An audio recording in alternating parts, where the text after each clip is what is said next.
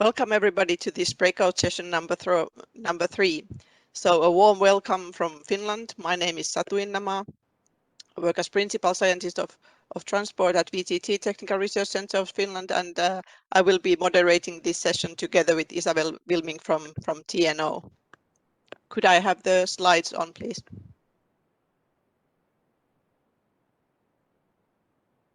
So here you can see Isabel.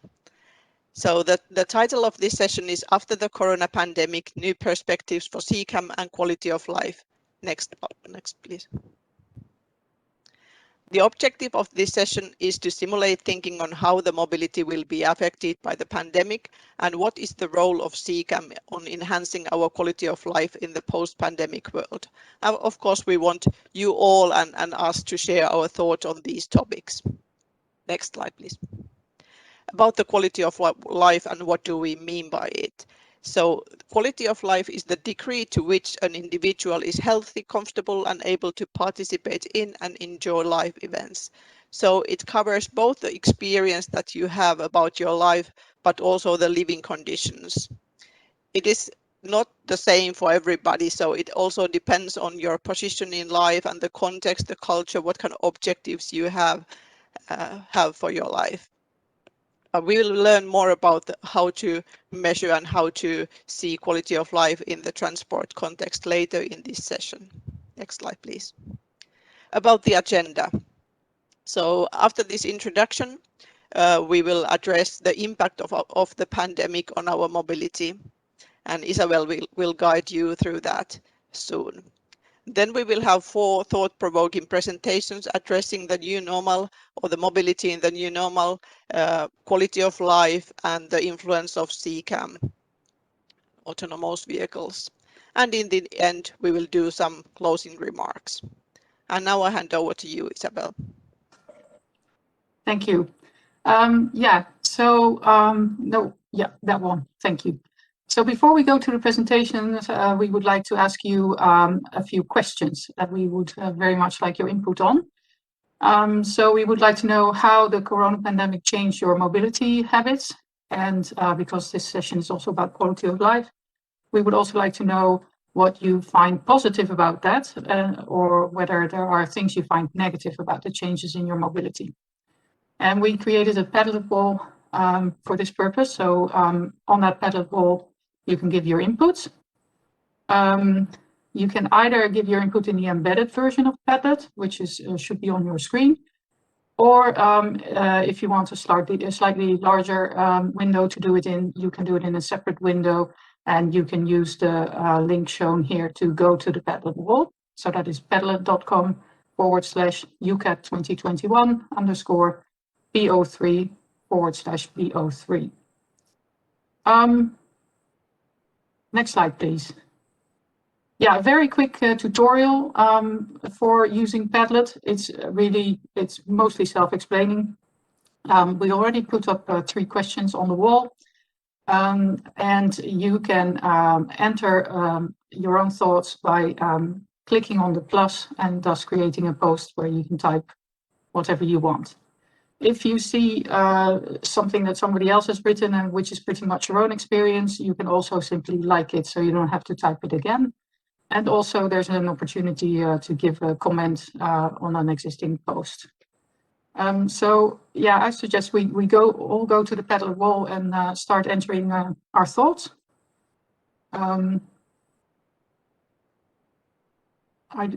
It's very hard for us to see if it's all visible for you.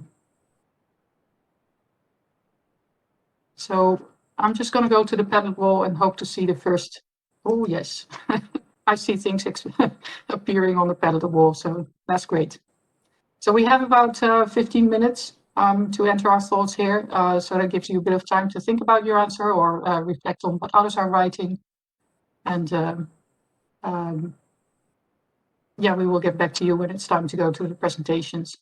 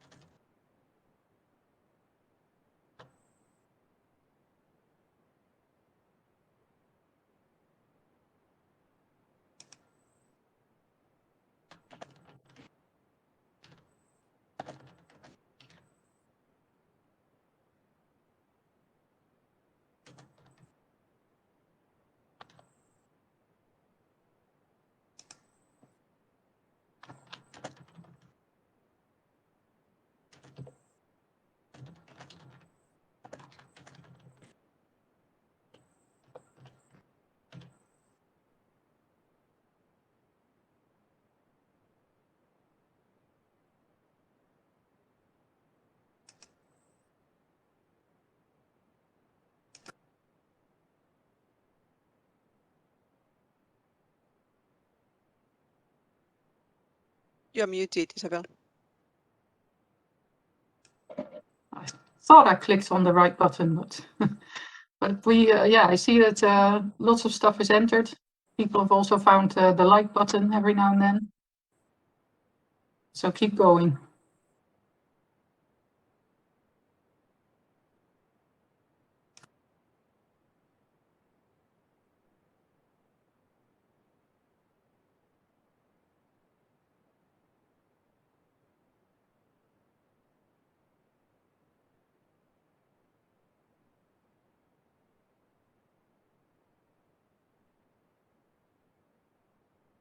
Maybe it's also worth mentioning that from the chat box you can find the link to the Padlet wall for somebody if you arrived late and did not see the instructions of Isabel.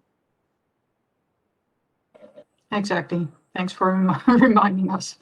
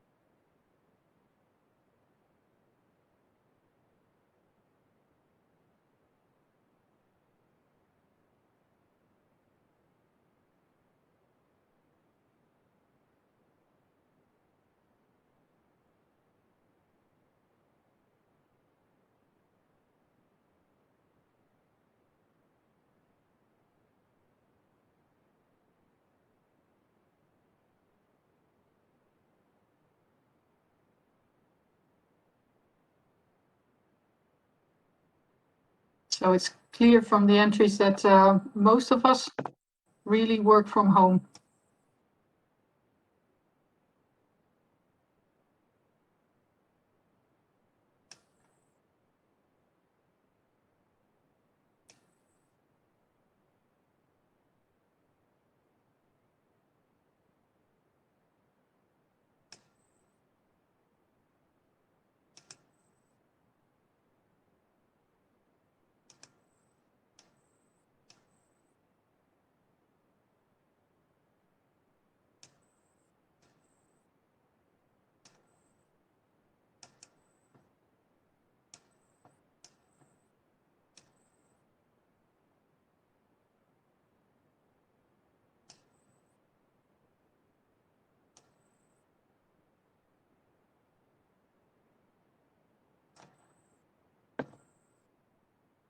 It's also visible that some of us miss our daily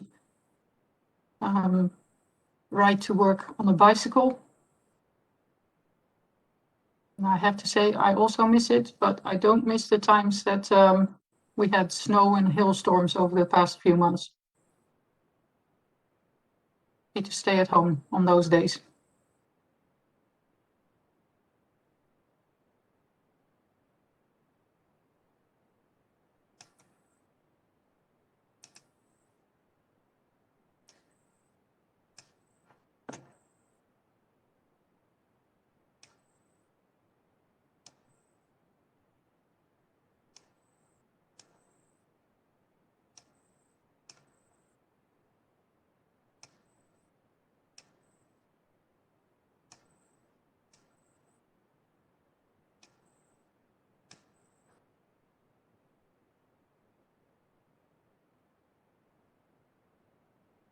So I see a few entries still being made. Keep going.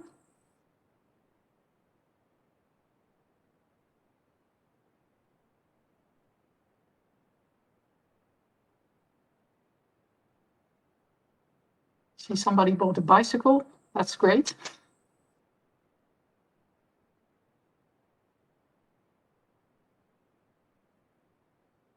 But of course, we also found some negative things about the changes in our mobility.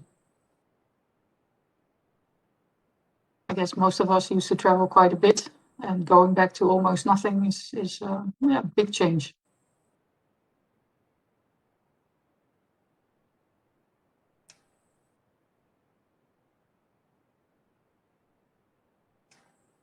And of course, the fact that the days become quite similar. This is an interesting one, the use of non-renewable electricity in the home, or home deliveries.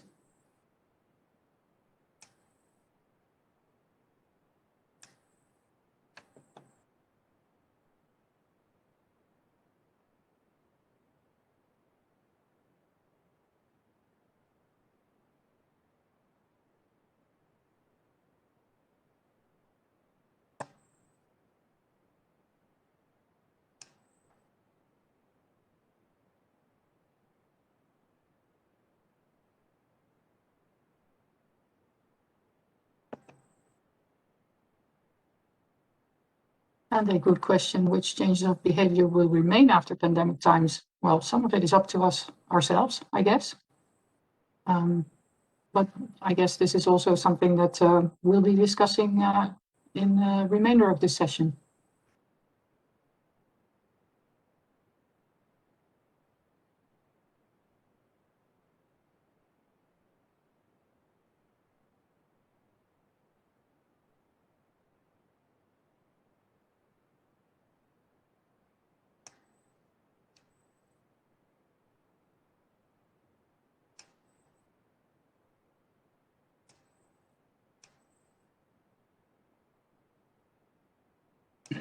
I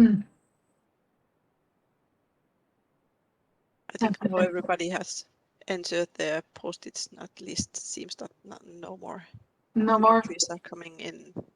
Then let's not close the Padlet wall because we will be using it again. But let's go to the next slide, please.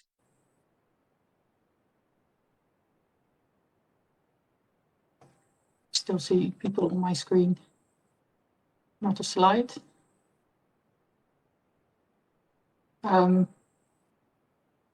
Yeah, so when we go to the presentations,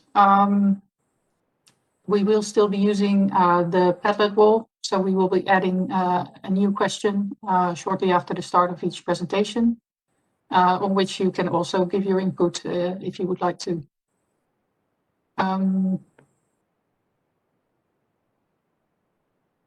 Yeah, can we go to the slides? Okay, well, over to you, Satu. I guess okay, so now it's time for our thought-provoking presentations. There will be 4 of them. The first one will be given by Patricia Torre from Humanising Autonomy, and she will tell us how to bring human perspective to the new normal. So the floor is yours, Patricia. Thank you very much. Good morning, everyone from London. Next slide, please. So at Humanising Autonomy, we take a different perspective on things. And as the name says, we really do put the human first. What you see here in this GIF is an accident that we've captured in London and have analyzed with a fleet partner. But really the idea here is that urban mobility systems and human drivers don't understand pedestrians. This pedestrian here, he doesn't do anything erratic. He just changes his behavior and crosses the street, which leads to this accident. But we're seeing here that there was a disconnect between the driver and the pedestrian causing this incident. Of course, there's lots of factors when we talk about accidents in the context of urban mobility. We have a lot of costs, we have a lot of statistics. The elderly are really most at risk these days, pre-pandemic, and we've seen throughout the pandemic as well. There's always new data coming out on these instances. But really what's important is these instances, these situations can be avoided if we're just starting to think about what can we do, how can we bring in pedestrian perspectives into kind of these new areas. Next slide, please. So the other problem is, and exactly what everyone was putting on the Padlet, is how have things changed over the last year? We did some brainstorming internally and came up with very similar kind of thoughts. A lot of you talking about cycling, the staying at home. We talked a lot about what we used to do. We had what we called vulnerable road user rush hour.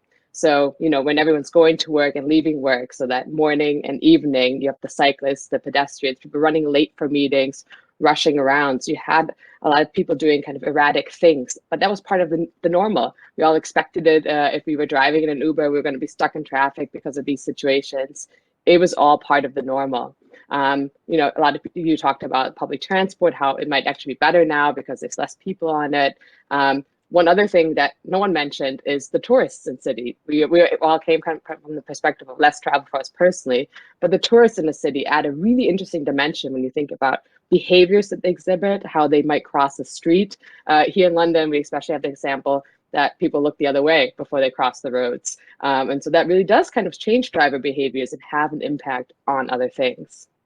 What's the new normal look like? We're all guessing. We're still thinking about it. Definitely less people. We know that. We see that data that we're receiving. But a positive thing that's happened, there's a lot more focus on accessibility. This whole initiative of building back better, I think has really kind of changed things and put the human perspective first.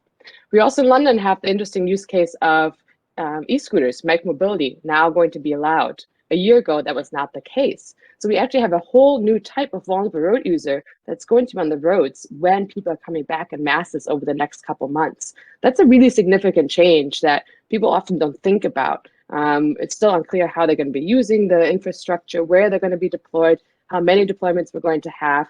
So there's a lot of things to think about. And then we really want to urge to think about how can we incorporate these types of vulnerable road users. And maybe, in a couple of months, there's a whole new other class to think about.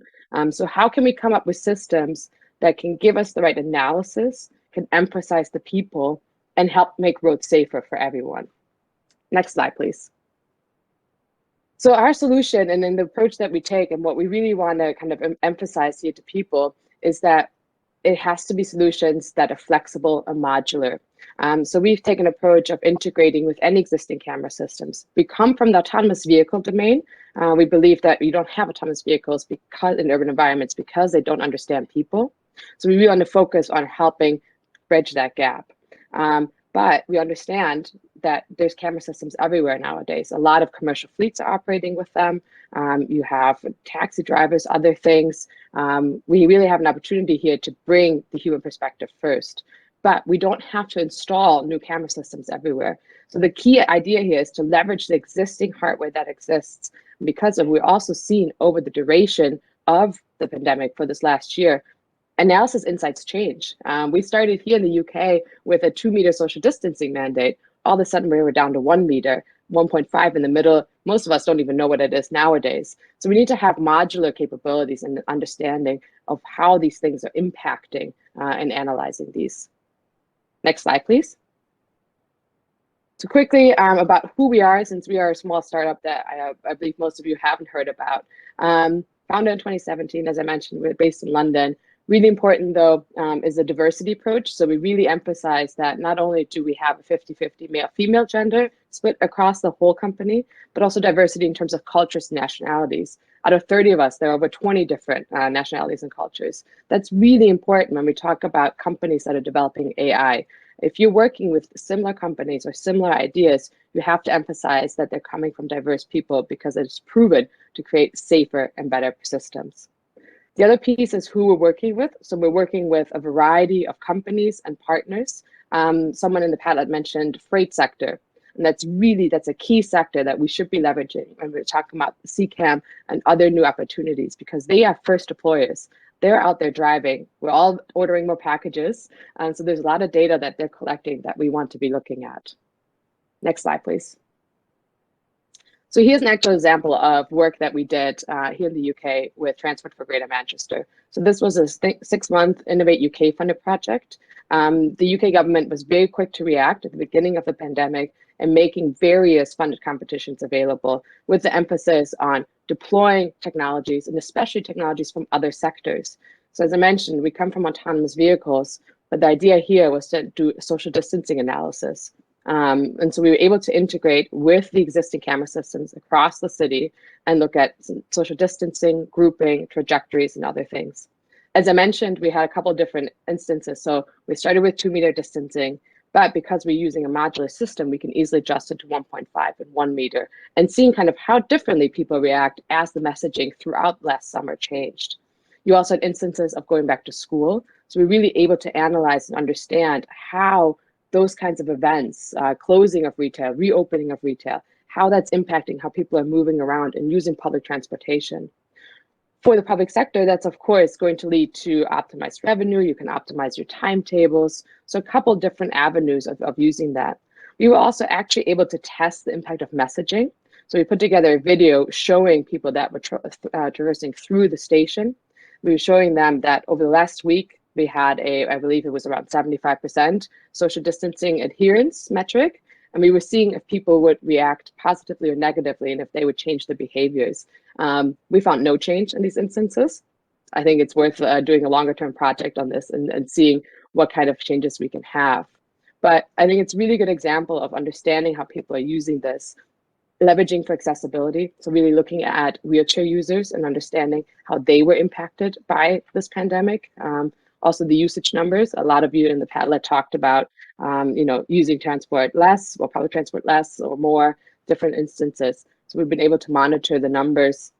We also looked a lot about weather. So when it was sunny, were people more likely to use public transport last year or not? So a lot of different kind of behavioral insights that we can provide and we're looking to do. Next slide, please. So taking a step back, then again, and we talk about the human perspective and the new normal, we really want to focus and have a conversation about how we can link safety, trust, and consumer acceptance. You're less likely to get in a car with a driver you don't trust. So are you going to purchase vehicles or other things that have technology in them that you don't trust? That trust comes from understanding.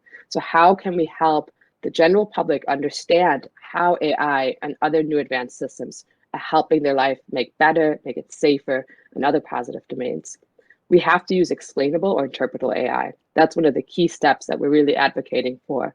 So when you think back to that very first slide, that accident gift that I showed, our software were able to understand in that moment, in the code, why it made the decision that it did, that explainable piece. So white box solutions rather than black box AI.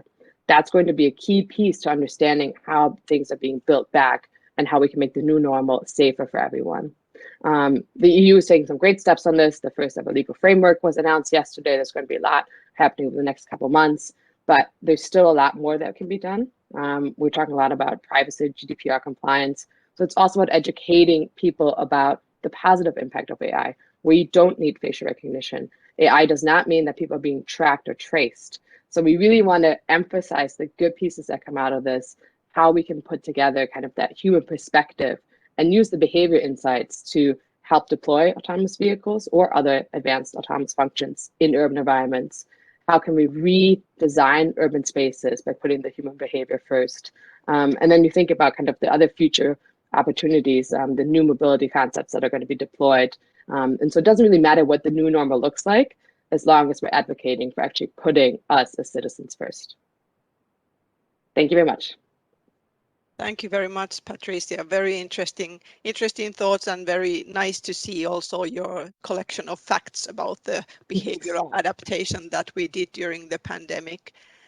For the audience, I would like to remind you that, or tell you that Isabel put to Padlet wall a new question: what automated mobility solutions do you foresee to enhance our quality of life? So we would like to see your views on that. So please enter your thoughts. And again, if somebody else said the same thing that you would like to say, just press like, you don't need to repeat it.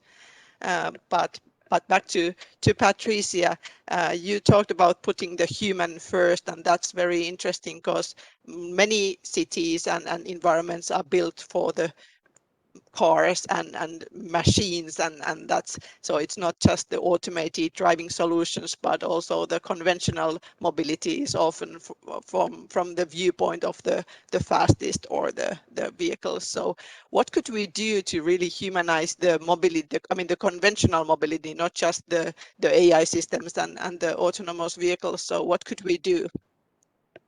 I think it's leveraging the insights and understanding how people are actually using the infrastructure. So cycle lanes are a good example that are previously built, that are being built now, but understanding how are they actually being used and the impact they have across the mobility system, a whole city. So for example, we know that in Manchester, due to the increase of cycle lanes, there was a delay across the bus network because buses were stuck behind a large number of cyclists now. So we're understanding that while we're promoting a new alternative mode of transport, which is a great initiative and something that should be done, we have to understand the impact it has across the city. So those are good examples of how we can leverage this data, understand what's happening, and then think about how do we redesign it. Just because we put cycle lanes on the road before, does that really mean that's the best solution going forward? So those are the things that we're advocating for. Yeah, definitely. And I guess it's good to also share the insights about the solutions and what was the impact of those. So thank you very much, Patty. And Isabel, what did we find on the best automated for mobility solutions that would enhance the quality of life? Well,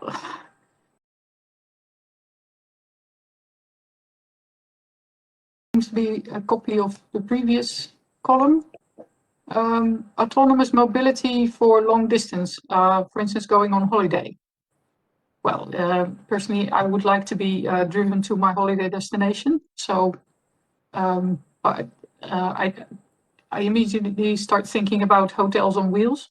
But I think we're not there yet, but we might get there in the future. Myself, I hope that automated shuttles or taxis will at some point help us to make mass so mobility as a service more successful, so that we don't have to depend on our own car very much anymore, even if we live somewhere where the car used to be the best solution. But that's about it for now, I would say. Oh, no, people are entering more stuff now. Yeah, feel free to enter still new answers to this one, and Yeah. Isabel will be adding a new question also to be filled in during the next presentation. And I guess it's time to move on. So keep working on the Padlet. We very much appreciate all the inputs and insights that you share with us. So our next speaker comes from the Arcade project, and she is Yvonne Barnard from the University of Leeds. And she will tell to us about the perspectives for studying the influence on CCAM on the quality of life.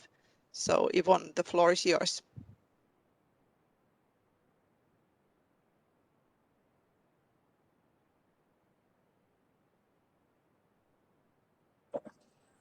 Yvonne, I don't hear you.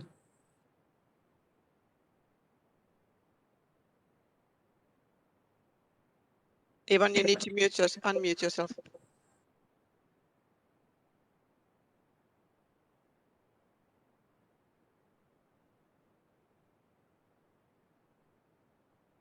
Something's not quite going right there. Yvonne, we cannot hear you.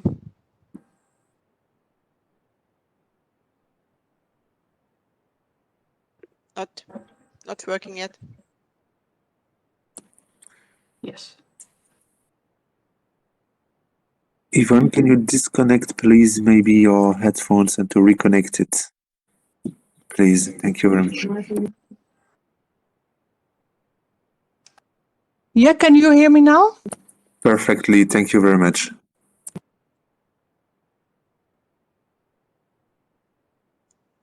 Now we lost you again. Can you hear me now? Yes. Okay. Well, sorry for that. I hope the sound holds up now. I'm Yvonne Barnard from the University of Leeds. And how do we study or how do we discuss the influence of CCAM on quality of life? Next slide, please. Because a lot of things happen in this area. So during lockdown, we saw different things. Empty streets, even empty buses. No noise in my street. We could hear the birds sing. But we saw also my quiet street, sometimes loads of delivery vans because everyone's staying at home. And there was no means to go to some beautiful nature spots because we had to stay local.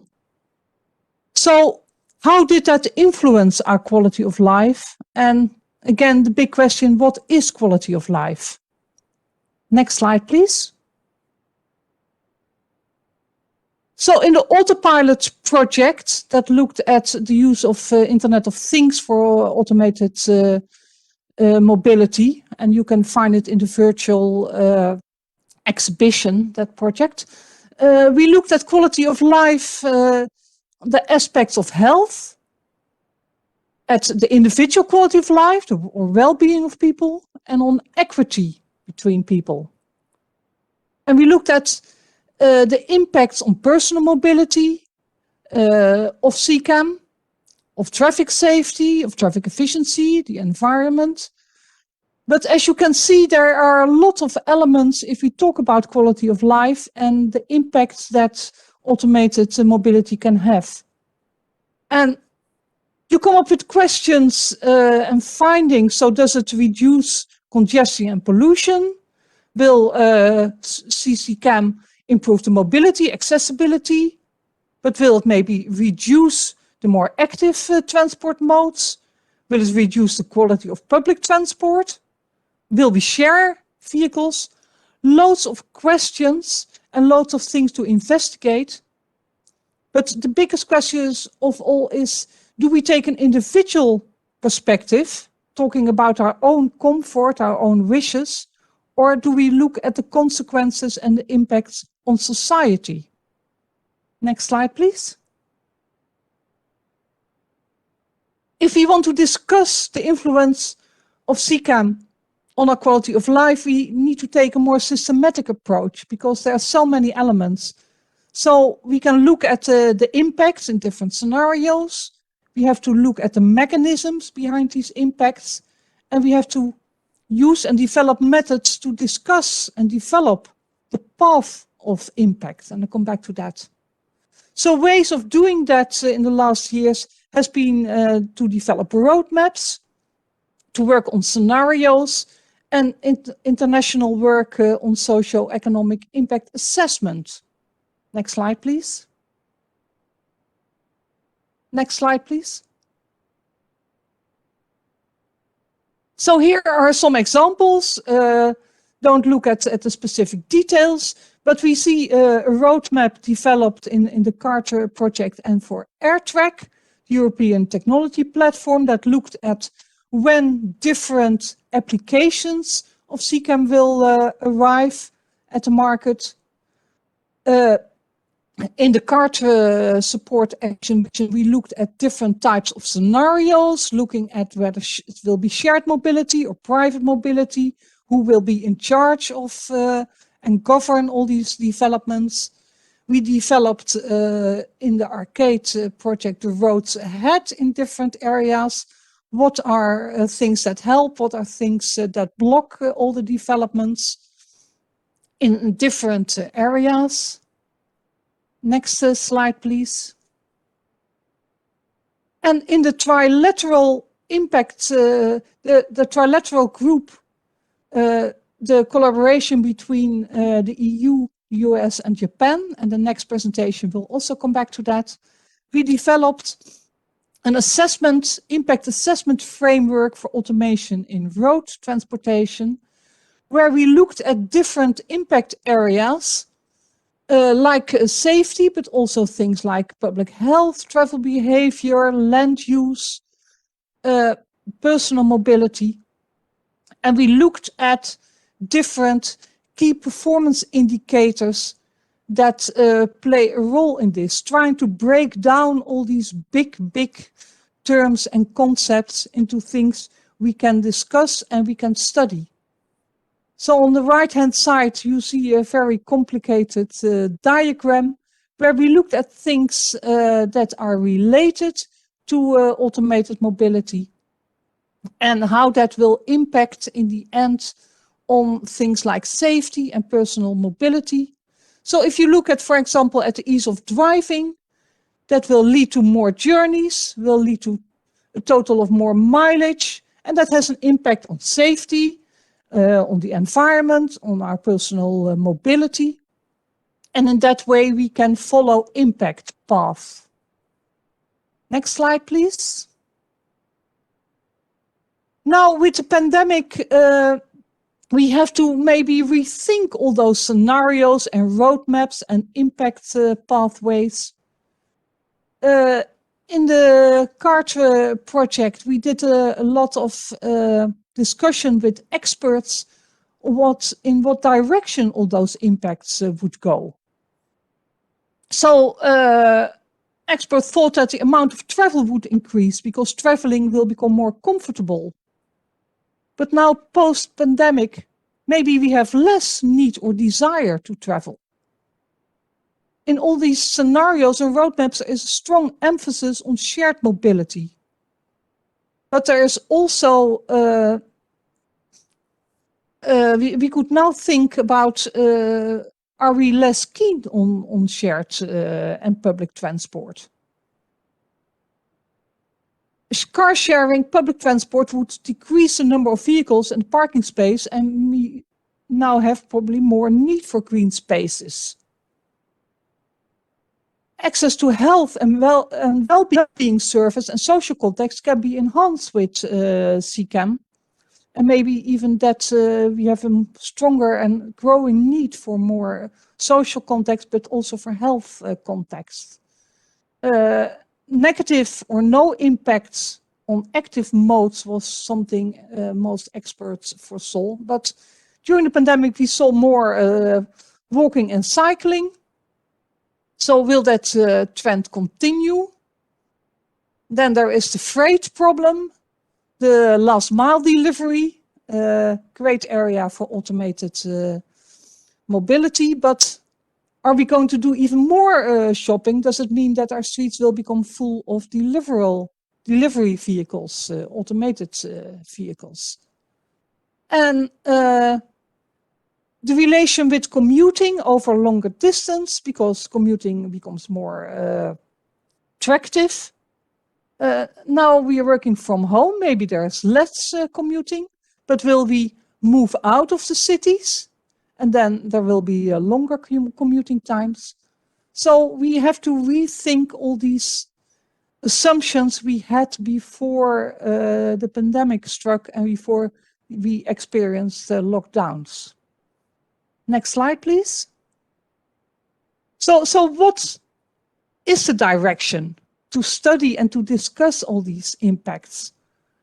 So scenarios, roadmaps, impact pathways, they are not a prediction of the future, and certainly not an accurate prediction, but they are methods to engage in a meaningful discussion, breaking down the impact areas so it becomes possible to discuss these developments in more detail.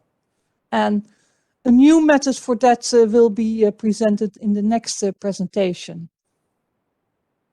In the end, I think it's all about choices we make and the way in which we rethink the individual versus societal quality of life. Thank you very much. Thank you very much, Yvonne. Very interesting questions on your slides and very nice remarks. So now I would like to again remind the audience about the question in the Padlet was, or there is a new question. If we prioritize the societal perspective in design of CCAM, how can we get solutions that are attractive to people? And Isabel will be following the wall closely, and we will come back to that very short. But before that, a few words with Yvonne still. So you had this remark on this individual versus societal perspective and how the AVs are often designed to maximize the individual comfort and safety. And we saw that also yesterday, how safety was popping up to the main benefit of automated vehicle. And sometimes these two views, the societal and individual, they are in line, but often they are not. They can be controversial. So this is very interesting question. So do you think that we would accept more quality of life if it comes at the price of individual personal comfort? So do you see that this kind of change can be made? Yeah. I think I have more and more a problem with looking at users of CCAM as consumers. Because we are not only consumers, we are also citizens. We are not just consuming some nice product which makes our life easier or more comfortable, but we are also citizens that live in cities and towns or rural areas where we care about our environment in terms of the natural environment, in terms of the city environment, where we are more free of pollution, of noise, of stress, where our cities become livable, where our society becomes more equitable. And that means probably that we have to give up things, but we also gain things. It's the old discussion whether, for example, it's very comfortable to bring your children to school in your car, but it's not very uncomfortable if it means that the whole school environment becomes very polluted and your children get asthma or lung diseases. So these are difficult choices, but we have to discuss more in terms of citizenship, I think, than in terms of users and consumers. Yes, I guess that's a matter of communication to bringing the citizenship view also, so that you don't only get the consumer benefits, but also the citizen benefits, so that you are able to do the correct balance and to do it. I fully agree with you. So Isabel, I hope I hope that the last speaker who will talk about cities will probably also have to say a lot about this.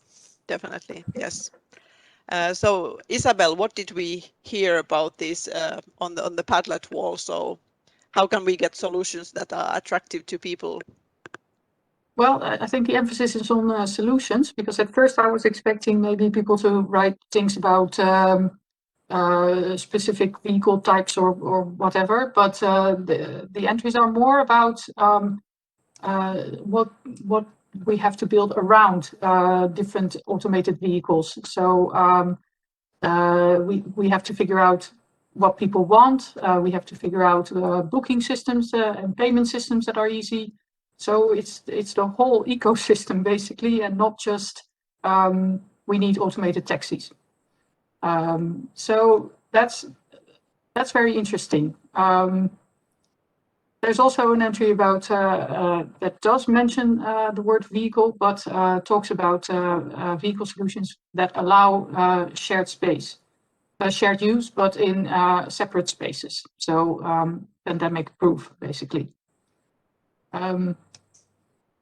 Yeah, and a need for piloting, user-centric centered testing. We need to figure out for different groups what their needs are, what their preferences are. Because I think in the past we have maybe heard a little bit too much from people who are very vocal about usually their personal car. And I think there are a lot of people that do want change, but haven't really been very vocal about it yet. So we need to go search for them and ask them, and then we need to figure out how to balance everybody's needs. Yes, excellent. It's nice to see that people are thinking transport system as a whole and as a big ecosystem, and not just single services or single vehicles, etc. Yeah. Very interesting. So Isabel will be adding again one more question to the wall. So keep following the wall and keep adding your insights there. And it's time to go to our next presentation. So our next presenter, Hannah Rakoff from US DOT Volpe Center, was kind to wake up in the middle of the night in Boston. So we really appreciate that, Hannah, and warm welcome to our session. So you will also have this city view and tell us about how the quality of life can be affected by vehicle automation. So the floor is yours, Hannah. Good morning, everyone. I'm Hannah Rakoff. I'm an engineer at the United States Department of Transportation at the Volpe Center, which is our fee-for-service research center in Cambridge, Massachusetts, near Boston. I'm going to be talking today about a workshop that I co-led with Satu and Yvonne and several other colleagues from the US and Europe about 2 months ago. So my presentation is entitled, How Can Quality of Life Be Affected by Vehicle Automation? Next slide, please. Standard disclaimer, this is a research project. I'm not talking on behalf of any government policy. Next slide. So as I said, the workshop took place in February. We had 5 or 6 US cities and 5 or 6 European cities brought together for a several-hour session in which we used a system dynamics approach to build a model together online, and using Padlet actually to collect the information and then sort of building the model with some other software. This activity was also sponsored by the impact assessment subgroup of the Trilateral Working Group on Automation in Road Transport, which is the same group that Yvonne made reference to. It's a working group set up to allow European, US, and Japanese collaboration on research related to road automation. Next slide, please. So first, we asked participants to put forth the ideas that, in their opinion, most affect quality of life in cities. And the factors that came out, like health, safety and security, and resilience of the economy, are ones that I think any of us would have thought of before without necessarily speaking with people at cities. But there was a big focus that came out from city planners and modelers on equity, and in particular, that equity is having choices in how you travel and where you travel, and having destinations for all of your needs that are convenient to you. So they did indicate that wealth is important, or a reasonable distribution of wealth is important and be able to make those choices. And later on, they also acknowledged that there are some risks to having lots of travel choices and destination choices, in the sense that one can become consumers of too much travel in that case. So it's a fine line between offering travel equitably to everyone without also overwhelming the system. It somewhat brings up the question, the uncomfortable question when we talk about equity of, is it possible to bring everybody to a very high standard, or will we have to make some compromises and all of us be with somewhat fewer options? A little bit what Yvonne was talking about with driving your children to school, for example. So we didn't get into that a lot, but there was still quite a bit of discussion around that. And also clear link with sustainability as well, as you can see in some of the factors here, and we'll get into a little bit more. Next slide, please. So we then asked participants to think about what would happen if automation comes into the city environment, and to indicate first what they hoped that would provide, and then what they feared that that would lead to. So the hopes centered around, in the bottom left corner, the ability to travel freely and independently to people who haven't had that option before, as well as factors leading into better air quality, better health, increased efficiency in the top right, so better use of the built environment infrastructure, and that there would be fewer crashes that would improve safety and security. So that was what they saw on the hope side. Then if we go to the next slide, please. We then brought onto that what they feared would also appear. So for instance, that in fact you wouldn't get those health improvements because there'd be reduced use of active travel, more vehicle miles traveled per capita, that safety and security would be damaged by having decreased safety for vulnerable road users, And that in fact, accessibility, if you think of it as not simply the ability of a person to use a vehicle, but the ability to access the destination you want within a reasonable amount of time, that an increase in personal car use brought about by the additional perceived convenience would reduce the use of public transport and reduce accessibility to destinations for everyone. Next slide, please. So in conclusion, the quality of life of cities builds on many aspects. There was a lot of discussion about making sure that everybody has access to basic necessities, and not simply meaning food, but jobs, shopping, leisure, park space,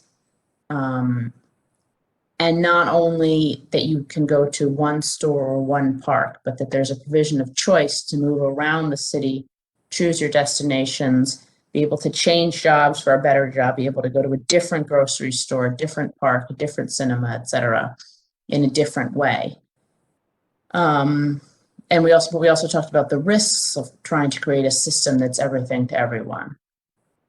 As I hinted at sustainability, so participants quickly identified sustainability goals are important, and also we recognize that the way they spoke about quality of life, goals for quality of life and for sustainability were fairly similar, in the sense that both were focused around having options, around having system resiliency, and around having better health and environment in the city. Participants also talked about how there are two types of constraints. So physical constraints, so you can't necessarily create more space within city limits or more land. Although when I was talking about this with a colleague, the person pointed out that an economist would tell you that you can. In fact, if you put your mind to it, you can build a taller building. Boston, where I live, there's a substantial portion of downtown that's actually infill in the river, which used to be much wider and much shallower. Although for environmental perspective, that's unlikely to be permitted today. But there are, it is not true to say that space and land are completely unmovable barriers, but they are more movable than constraints on funding, which we often see as unmovable, but in fact, that is a policy decision. And with a different policy choice, you could send your dollars elsewhere. So then, in terms of quality of life, it may benefit from vehicle automation or it may not. This will come as absolutely no surprise to all of you, I'm sure. From the HOPE side, there was interest in the possibilities of improved accessibility, safety, efficiency, and also the opportunity to reduce environmental impact. But people also recognize from the fear side that there might be more motorized vehicle mileage, less active travel, less use of public transport, decreased safety for non-car users, and a consequent decrease in equity for everyone. There was some discussion about pricing as a means to control the additional vehicle miles traveled, perhaps based on dynamic data about usage that would become increasingly available. And in closing, I will note that it became very clear that it's important to know what scenario is being assumed when we talk about these things. So what degree of automation? Are we talking about level 2? Are we talking about level 4? Are we talking about level 5 on the SAE levels? How much has automation penetrated into the motor vehicle fleet? And also, what's the business model for the automated driving system? Is it a personally owned vehicle? Is it a robo-taxi? Is it something sort of in between, like a peer-based sharing system? It brought a lot to our work to go out to cities and practitioners and bring them directly into our work. Although we did recognize that in trying to be very open and not put constraints on the discussion, it does help to specify a scenario in advance, that some constraints do in fact lead to a somewhat clearer discussion. So in conclusion, it was a great workshop and I enjoyed leading it with Satu and Ivan and several colleagues, other colleagues in the US and Europe, and I look forward to talking with you, Satu, about that. So let me pass it back to you. Thank you very much, Hannah, for your presentation and bringing again those memories from the workshop and the nice insights that we got from both European and US cities. It was good to have these two views in the same workshop. So before discussing with Hannah, I would like to tell you about this question on the Padlet wall. What is the biggest hope and fear for your quality of life in the automated mobility of the future? So I've seen some entries made there, but you are free to still add additional insights there.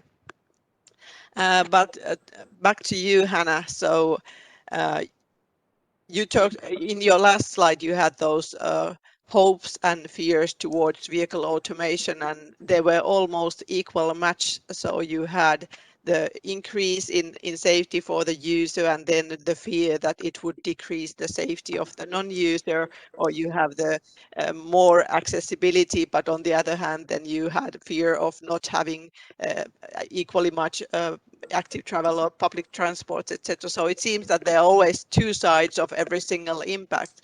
So what could we do to ensure that the impacts are more towards the hopes and the positive things and less towards the negative side of the very similar mechanism behind the effect?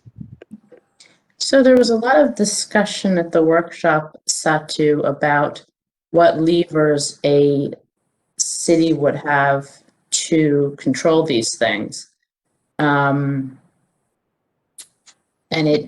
it came down to things like, perhaps you can help me remember the details. My memory is there was a lot of discussion about how cities can put on policies to encourage things.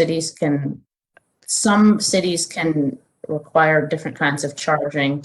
Some cities can directly control what their public transport systems are offering or charging. Some cities can't. Those are controlled by a separate body.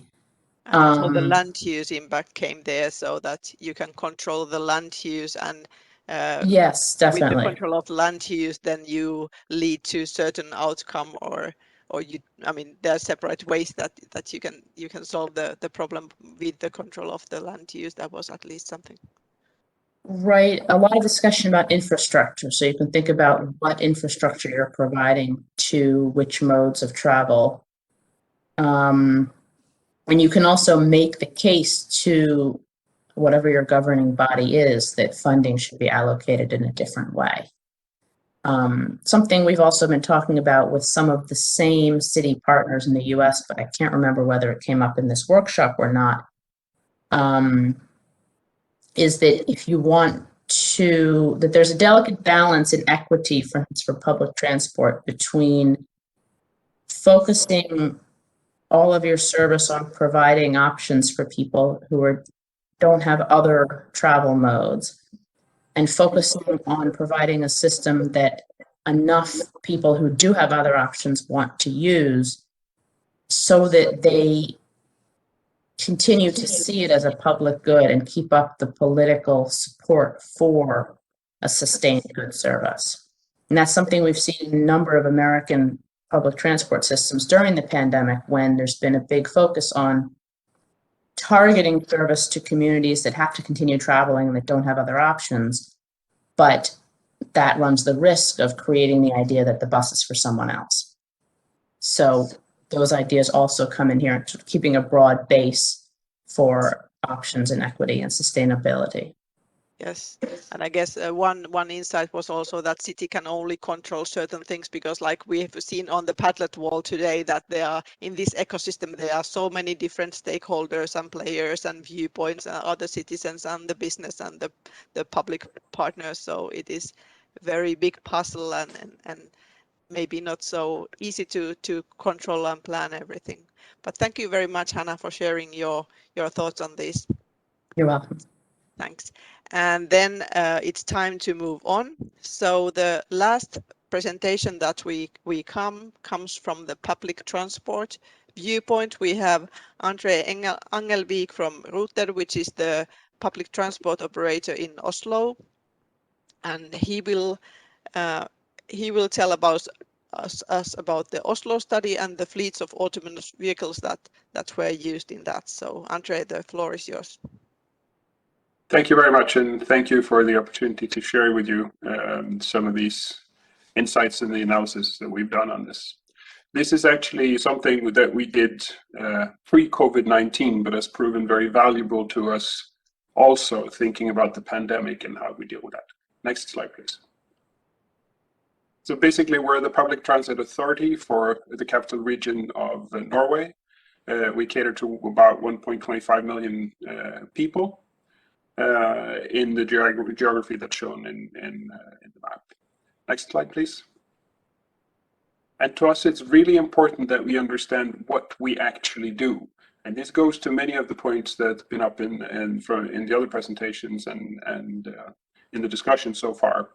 And to us, it's really important to understand that we're not actually providing transportation.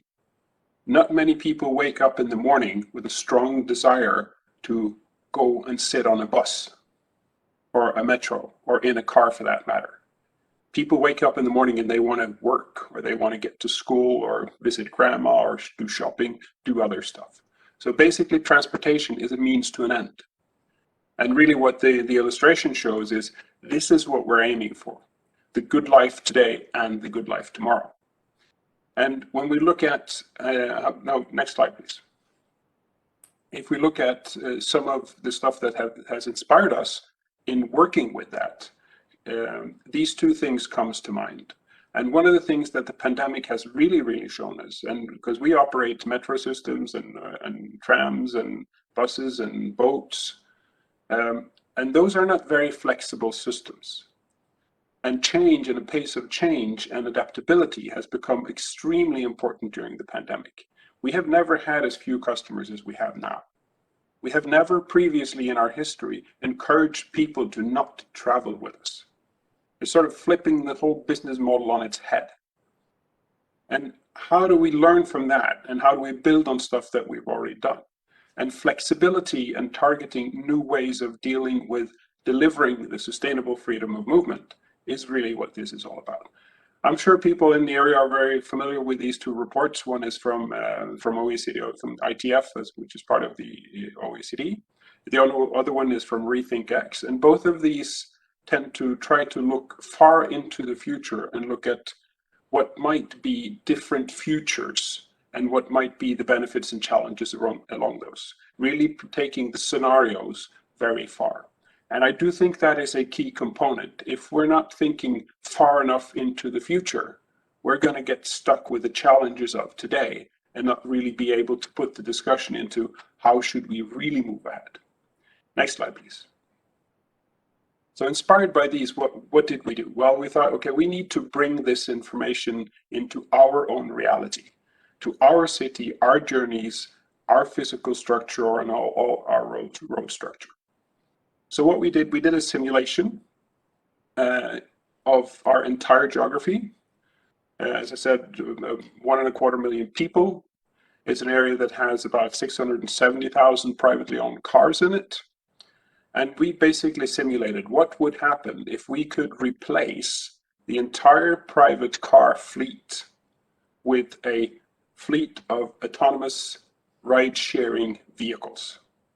And I'm emphasizing ride sharing. This is not car sharing, this is ride sharing.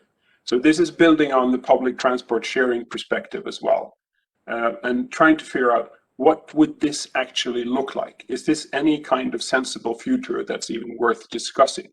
Or is it just some kind of utopia that's not going to happen? So we did a simulation. We did it for the entire geography based on our current data on travel patterns and journeys and volumes, and the best knowledge that we had. So next slide, please. And this is really one of the key insights and actually the most exciting learning that we took from our simulations is really how would such a system work for the customers or for the inhabitants? What would that experience actually be like? And then it becomes really interesting when we can see that half of the journeys, more than half of the journeys, could start in less than 2 minutes. And if you think about that for a second and think about how long time would it take you to get from where you're sitting now to your private car, it's most likely more than 2 minutes. And this is a really key key element. This would be an incredible quality of service if you were able to pick people up that quickly. This simulation has a max waiting time of 10 minutes as well, so it's designed to be a high quality system. The other component we looked at from a customer perspective, when you do ride sharing, it becomes a question of how much of an extra hassle is that. And we looked at the journey times, and we found in our simulations that, again, for more than half of the journeys, the extra journey time was around 4 minutes or less. So basically, if you can get rid of your car, be picked up most of the time in less than 2 minutes, and just have an extra 4 minutes drive. And this simulation was done for the peak rush hour, when there is the maximum number of journeys and the maximum volume of people and cars and everything in the system. And this, at least to our minds, this would be a really, really good system from a customer perspective. And this would be much better than any 10-minute public transit frequency you can have. And it would be much better than being stuck in traffic with your car, looking for parking spaces, and all those other challenges that you have with a car. This is really, really attractive. It provides freedom, and it provides potentially also a sustainable part of it. And that's where we come to the other elements that is the more traditional parts that come out of these analyses. But I think this is really, really important, this part. Because if somebody designs and delivers this system, that would more or less outcompete everything else that moves people around today. So next slide, please. Like many of the other studies, and this is very, very well known, we could get to less than 10% of the vehicles. We figured out that with a shared system, with ride sharing, with about 30,000 vehicles, we can remove all the other 670,000 privately owned cars. So less than 10% of the vehicle numbers. Next slide, please. And also, we see that we can, depending on how we configure it, we can also reduce the vehicle kilometers traveled on the road, which is actually the work that's being done on the roads. And this is somewhere between 14 and 31%, depending on how we did the simulations. And basically, if we can take out 1/3 of the kilometers traveled on the road, that really challenges all discussions around infrastructure building, road building, and what should we actually prioritize and when. And the other end of it, our worst case, which was a simulation where it was basically one person per car and privately owned, we more or less doubled the traffic volumes on the existing roads and basically had a system collapse.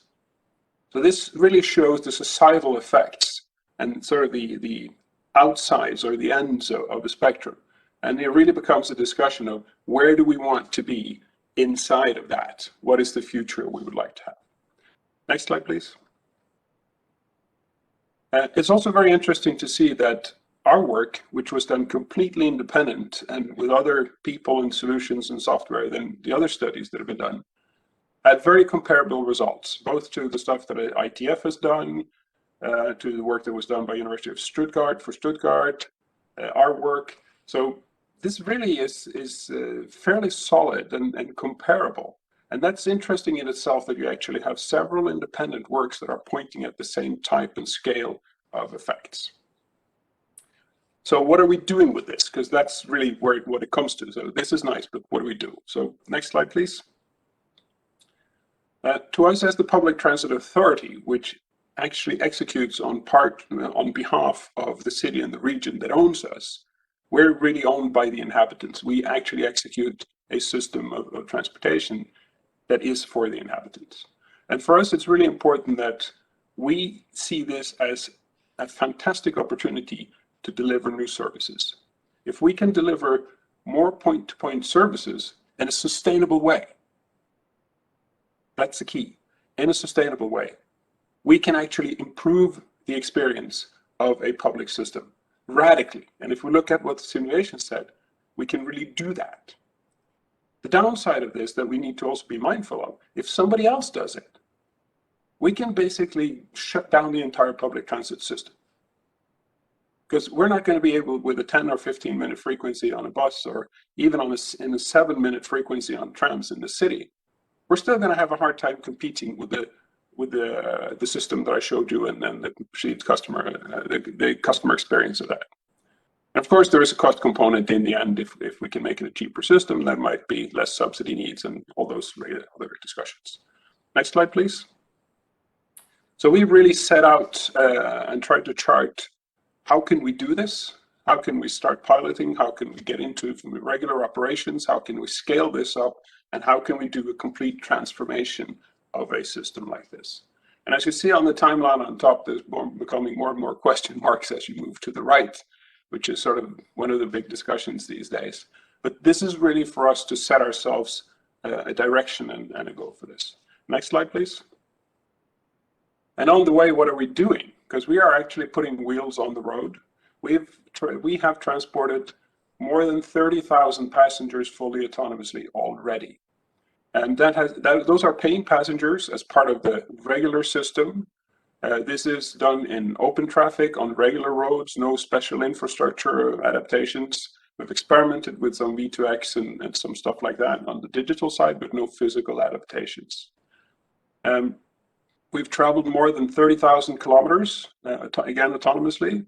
And the one on the right, which is our current trial, we're right now around 40 kilometers an hour and aiming for 50. Again, in public, fully open roads, no special physical adaptations. So this is actually doable, and it's doable fairly soon. And if you think about it, Norway has been really, really good at buying Teslas. You can have a lot of opinions about Elon Musk and Tesla and what he says and whatnot. But if, I'm saying if, they were able to enable their fully self-driving features and actually deliver a vehicle that could be used for a service like this, we already have all those vehicles on the road in Norway. We've already bought them. They're there. So basically, it's a software upgrade and for Elon Musk to enable the service. In a couple of years, he can outcompete the entire public transit system in our region before we're done with actually procuring the next contract. That's the actual reality that is already here today. That's one of the key reasons why this is really, really important to us on behalf of the city. So next slide. Thank you for your time. Thank you very much, Andrea, for your thoughts and very interesting results. These changes are so radical and so big, and it's hard to do any kind of prediction of the future and to see what do we do. I mean, you say that we have these potential big changes, and it comes if we all start using these services. But what do you think? I mean, now with like you said, that for the first time ever, you've been telling people not to utilize public transport. That's been vice versa for decades and decades. You've always encouraged people to use it. So for first time now, the message has been really that don't use it. And I think about it, it has been like a scary place. So how do we convince people back to sharing rides either in public transport or other ways so that they wouldn't be scared about it anymore? It's a really, really good question, and it's a very big challenge. And I think that has to do both with communication, information, education, and actual measures. What do you actually do? How do you clean? What are your policies for following up? What are the regulations and stuff? And I think a good thing is that the public is getting used to these kinds of measures on a societal level. We're getting trained to, okay, now you need to distance more. Now you can do less. There is more virus here. Okay, we need to be more careful. But this area, there's not so much, so we can do more things. We're actually learning this as we go.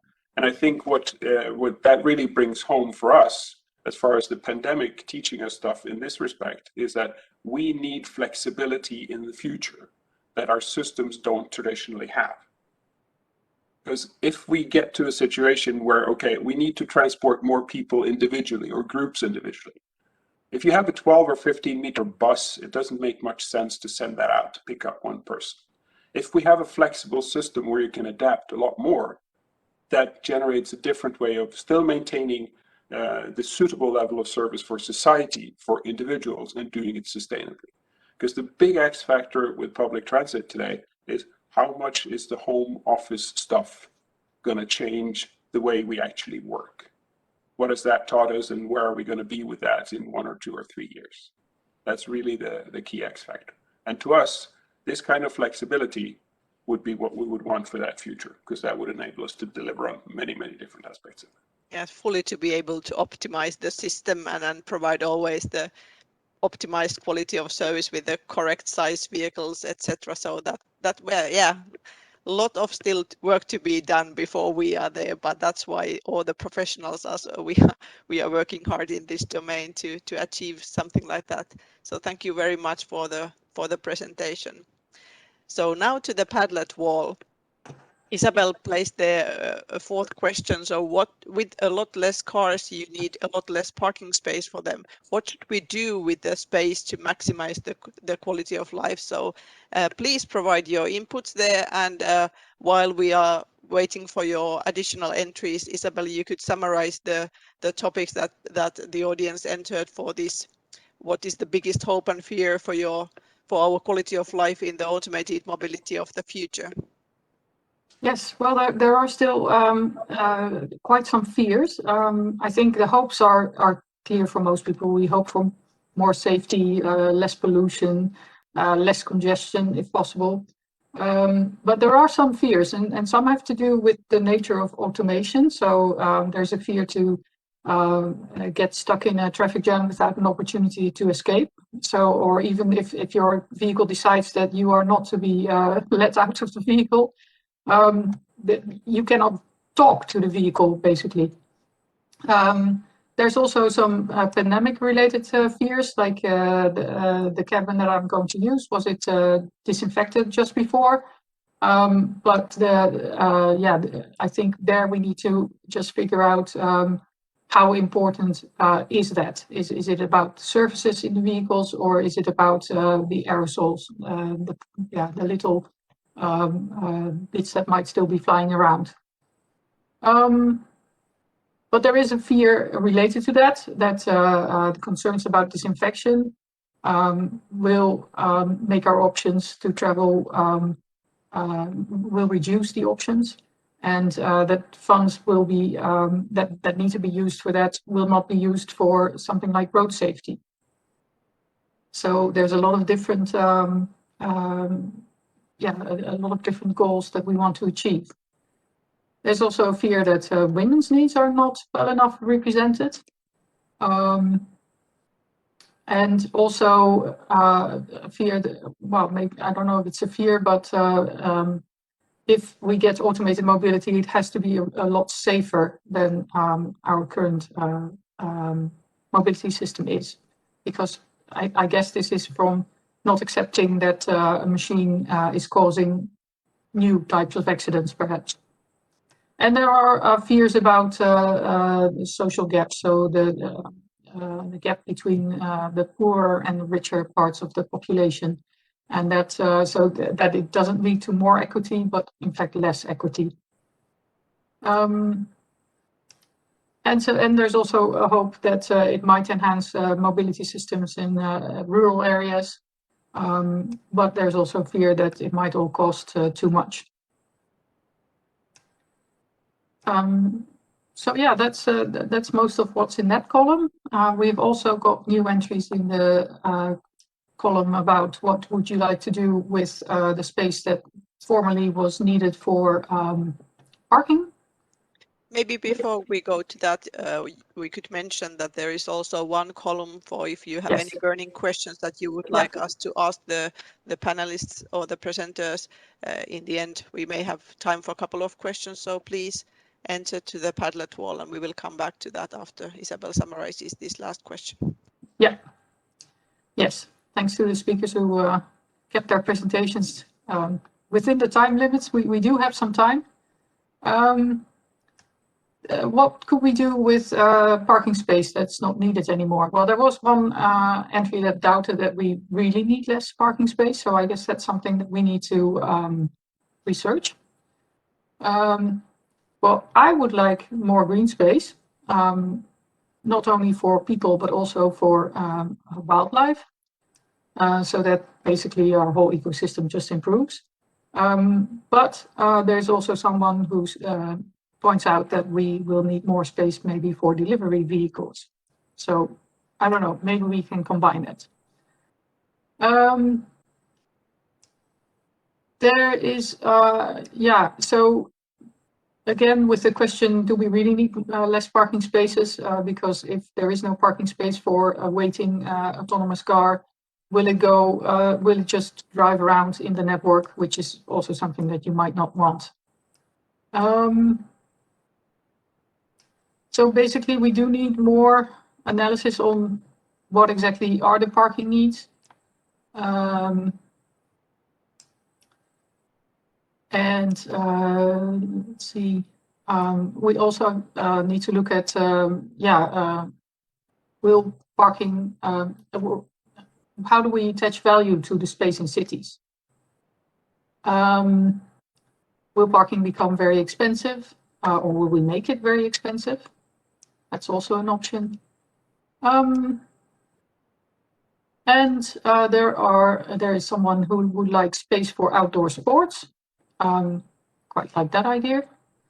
More green spaces, more spaces for social interaction, maybe a place for pop-up stores. So lots of ideas of what we can do with that space, basically. We could also have delivery hubs for pickup instead of parking spaces for delivery vehicles. I guess we have a lot of thinking to do about what we would like to see in our public spaces and what the greatest needs are. And maybe some of those needs can be combined. So that's most of what is there in this column. I don't see any new questions for our speakers popping up. Thank you, Isabel, for summing the entries on the Padlet wall. I think it was nice to get views on what are you guys thinking about these, the automated vehicles quality of life and the post-pandemic world, because it will, I mean, now we've seen reality of something we thought that would never really be possible to test people not just staying at home, etc. So very, very different reality from the normal. And as we've seen on the wall, there are very positive things about it. Not everything has been only bad about these times. And of course, then there have been negative consequences as well. But this can be like a disruption after which we can try to guide the future towards the better and not for and trying to overcome some of the challenges of transport system today. I think it has been very interesting to see. I mean, often automated driving is discussed from technical viewpoint or single consumer viewpoint, as Yvonne pointed out. So today we have seen a lot of views about this citizen viewpoint or city viewpoint or society or transport system viewpoint. Also, that has been very, very refreshing to me.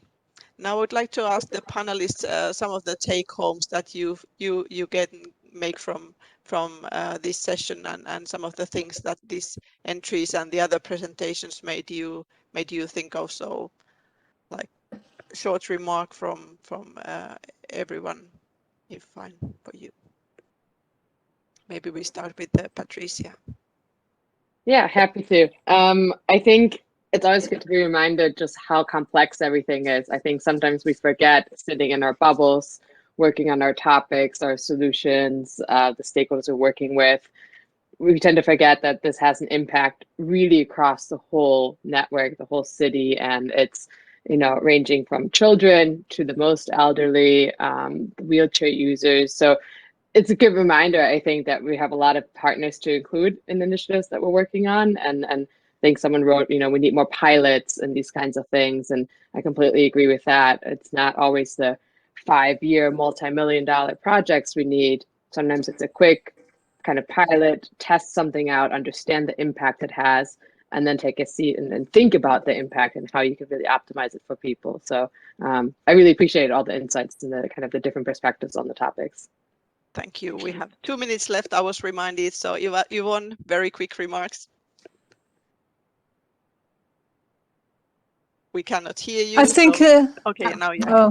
Yeah. Go on. I think the keywords are that we have to think about a transport system that's flexible, that's sustainable, and that's equitable. Thank you. Hannah, what about you? Yes, building on Yvonne's comment, I was struck by Andre's point about needing increased flexibility in the system, and I would caution us to think about the equity aspects of flexibility as well. So something that some of my colleagues have done work on is making sure that people who only have access to cash payments still maintain access to public transport. So there are challenges we haven't even talked about this morning. Yes, thank you. And then Andre, you. Very quick. I think from this, I take really a perspective that have been underlined for me is that the future isn't something we should wait for to happen. The future is actually something we need to create, and that means that we need to go out there, have opinions, explore opportunities, and then actually make decisions on what do we want as a society. So create the future, not wait for it.